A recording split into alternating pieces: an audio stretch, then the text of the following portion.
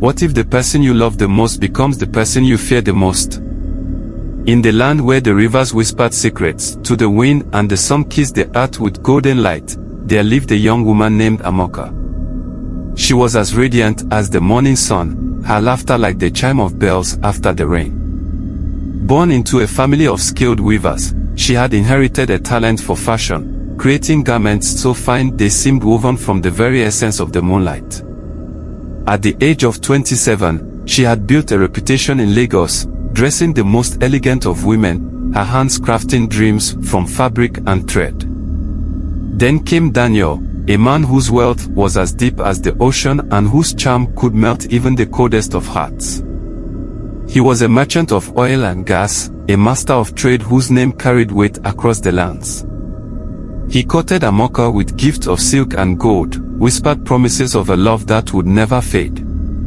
Smitten by his devotion, she accepted his hand in marriage, believing she had found the man with whom she would share a lifetime of love and laughter. Their wedding was the grandest the city had seen, a celebration fit for kings and queens. Hundreds gathered to witness their union, feasting on delicacies from every corner of the land. Musicians played, dancers toured, and the night air was filled with the scent of fresh roses. But amidst the joyous melodies, a wise old woman watched from the shadows, her eyes filled with sorrow. She alone saw what others did not, the whisper of a storm lurking in Daniel's eyes. With the wedding behind them, the couple set out on a journey to the paradise of Zanzibar, an island where the sands were as white as pearls and the water shimmered like the sky itself. Amoka, full of excitement, captured every moment, sharing her joy with the world. But beneath the surface of her perfect pictures and poetic words, the first cracks had begun to show. On the second night of their honeymoon, beneath a moon that bathed the world in silver, the resort hosted a feast by the shore. Flames flickered in lanterns, and the music of distant lands filled the air. Amoka laughed freely, her spirit dancing like the waves, until Daniel's fingers curled around her wrist. His grip was firm, his smile forced. "Why do you laugh with those men?" he whispered, his breath warm against her skin. "I was only being polite." His jaw clenched, his eyes dark as the night sea. "You are my wife? You do not entertain strangers." And so, the laughter in Amoka's heart dimmed, yet she told herself it was only love, fierce and possessive. But the wise old woman's words rang in the wind, a river that does not flow freely will one day burst its banks. Days passed, and Daniel's love grew heavy, like shackles wrapped in silk. He watched her too closely, questioned her too often. When she spoke to the housekeeper Aisha, a woman with eyes like deep wells of wisdom, he loomed behind her like a shadow. "You look troubled, sister," Aisha had said one afternoon as the tide kissed the shore. "Some women come here to find love, others to lose themselves." Amoka hesitated, then shook her head. "I am fine." Aisha only nodded, but her gaze lingered, full of things unsaid. On the fourth night, the storm came.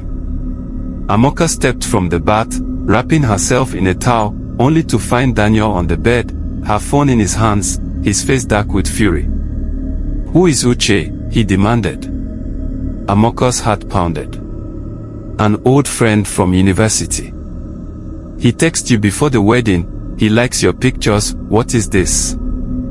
"Daniel, you're being unreasonable." With a sudden roar, he hurled the phone against the wall. It shattered, the sound ringing through the room like a shattered dream. "You belong to me, Amoka," he growled, his voice a tempest, his hands trembling with rage. "Do not forget that." That night, Amoka lay awake, fear a tight fist around her heart. She could no longer deny it. She was not on a honeymoon. She was trapped. As the dawn broke, she sought Aisha once more. "I need to leave," she whispered, her voice brittle as dry leaves. Aisha nodded. "There is a way. At sunrise, a bus leaves for the mainland. Be ready." Hope flickered in Amoka's chest. But hope is a fragile thing, easily crushed beneath the heel of fate. A shadow moved behind them. Daniel had been watching. That night, he cornered her, his voice a cold whisper. "Were you going to leave me?" Amoka stood her ground. "I was afraid, Daniel. This is not love." His face twisted. "You don't get to decide what love is." Then he struck her. The world tilted, pain blooming like fire across her cheek. She stumbled, knocking over a lamp. Glass shattered. Her breath came in ragged gasps. He reached for her again.